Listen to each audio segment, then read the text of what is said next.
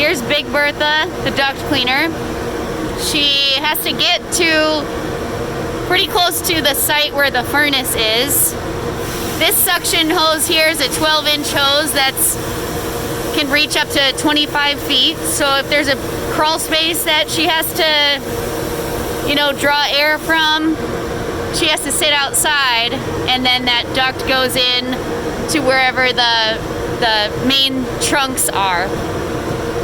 So Tyler drills a hole in the return and the supply, and this thing just pulls a lot of suction through. We're on the supply side now. Okay, so here's where it's connected there.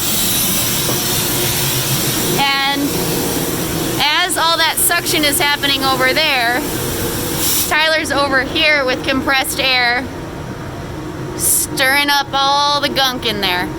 So there's these 1-inch holes throughout, and he has all these various attachments and things, like this one you see going in there. So we can fish it. Yeah. So we can fish it down in the duct.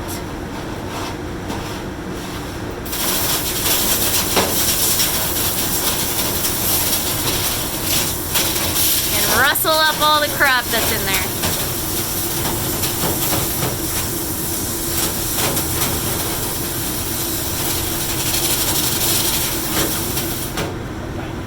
Alright, so ideally he needs lots of pictures of what the ductwork looks like so he'll know how to approach the job coming into it. Obviously this is a nice unfinished basement where he has access to all the ducts, and of course, that's not always the case. Sometimes he's got to go from all the interior registers down in, and you can imagine that's a different job.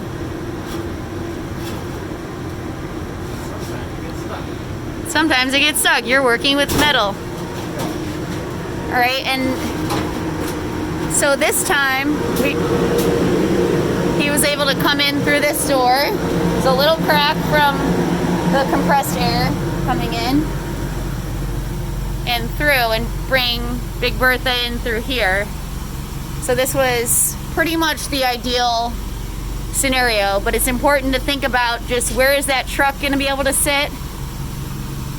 This compressed air line, he said he has about 1,000 feet. That hasn't really been a problem getting that to where it needs to go.